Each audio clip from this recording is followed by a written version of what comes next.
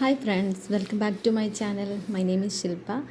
So degree prelims എത്താറായി. അപ്പം ഈ വീഡിയോ എന്ന് പറയുന്നത് ഇതുവരെ റിവിഷൻ സ്റ്റാർട്ട് ചെയ്യാത്തവർക്കും അതുപോലെ തന്നെ ഇതുവരെ പഠനമൊന്നും സ്റ്റാർട്ട് ചെയ്തില്ല, ഒട്ടും പഠിച്ചിട്ടില്ല എന്നുള്ള ആൾക്കാർക്കും വേണ്ടിയിട്ടുള്ളൊരു വീഡിയോ. പ്രിലിംസിൻ്റെ ഡേറ്റൊക്കെ ഓൾറെഡി PSC പബ്ലിഷ് ചെയ്തിട്ടുണ്ട്.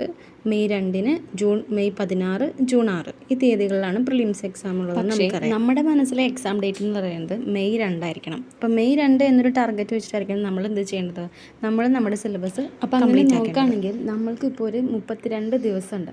അപ്പോൾ ഈ 32 ദിവസം എങ്ങനെ നമ്മൾക്ക് നല്ല രീതിയിൽ യൂസ് ചെയ്യാം യൂസ് ചെയ്ത് ഒരു ഹോട്ട് ടോപ്പിക്സ് മാത്രം പഠിച്ച് നമുക്ക് എങ്ങനെ ഈ 32 ദിവസം കൊണ്ട് നമുക്ക് എന്തായാലും സിലബസ് ഫുള്ള് പഠിക്കുക എന്നത് പോസിബിൾ അല്ല. സോ ഹോട്ട് ടോപ്പിക്സ് പഠിക്കുക എന്താണ് ഇവിടെ നമുക്ക് ഉദ്ദേശിക്കുന്നത്. ഞാനിപ്പോൾ ഒരു 60 ഹോട്ട് ടോപ്പിക്സ് ആണ് കാണിക്കുന്നത്. ഇത് ഞാൻ സെലക്ട് ചെയ്ത ഹോട്ട് ടോപ്പിക്സ് അല്ല, ഇത് നമ്മുടെ എൻട്രിയിലെ സുജേഷ് സാറില്ലേ ആളിട്ടിരുന്ന 60 ഹോട്ട് ടോപ്പിക്സ് ആണ്. അത് ഞാൻ എഴുതി വെച്ചിട്ട് പഠിക്കുകയാണ് ചെയ്യണത്.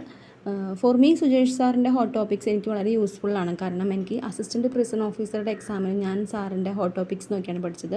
എനിക്ക് ആ എക്സാം നല്ലതായിട്ട് എനിക്ക് ഫീൽ ചെയ്തു. ആ എക്സാം നന്നായി എഴുതാൻ പറ്റിയിട്ടുണ്ട്. സോ ഇനി നമ്മൾ എന്താ ചെയ്യേണ്ടതെന്ന് വെച്ചാൽ ഈ 60 ഹോട്ട് ടോപ്പിക്സും പ്ലസ് മലയാളം, ഇംഗ്ലീഷ്, മാത്സും കൂടെ നമ്മൾ അതിൻ്റെ കൂടെ കൊണ്ടുപോകണം. കാരണം മലയാളം, ഇംഗ്ലീഷ്, മാത്സാണ് കോർ സബ്ജക്റ്റ് എന്ന് പറയുന്നത്. അപ്പോൾ ഈ 32 ദിവസത്തിൽ നമ്മൾ ഒരു ദിവസം 2 ഹോട്ട് ടോപ്പിക്സ് വെച്ച് പഠിച്ചാൽ തന്നെ 30 ദിവസം കൊണ്ട് മലയാളം, ഇംഗ്ലീഷ്, മാത്സ് ഒക്കെ കംപ്ലീറ്റ് ചെയ്യാനായിട്ടുള്ളൊരു പോസിബിലിറ്റി, അല്ലെങ്കിൽ ഇനി ചെയ്താൽ ഒരു എഫക്റ്റ് ഉണ്ടാവണ ഒരു മാർഗം എന്ന് പറയുന്നത് PYQ ചെയ്യൽ തന്നെയാണ്.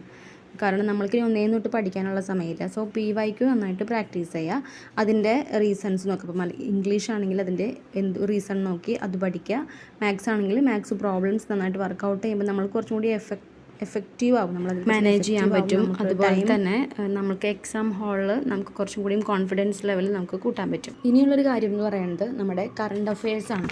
കറണ്ട് അഫെയർസ് നമുക്കിപ്പം ഒരുപാട് യൂട്യൂബ് ചാനലുകളുണ്ട്.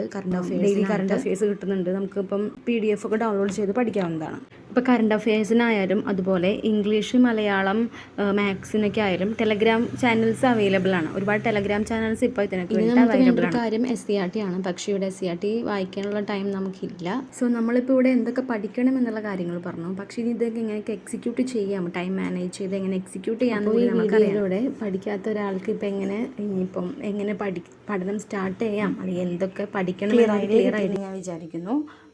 ഇത്രയേ ഉള്ളൂ ഇന്നത്തെ വീഡിയോ. ഇഷ്ടപ്പെട്ടെങ്കിൽ ലൈക്ക് ചെയ്യുക, കമൻറ്റ് ചെയ്യുക, സബ്സ്ക്രൈബ് ചെയ്യുക. Thank you.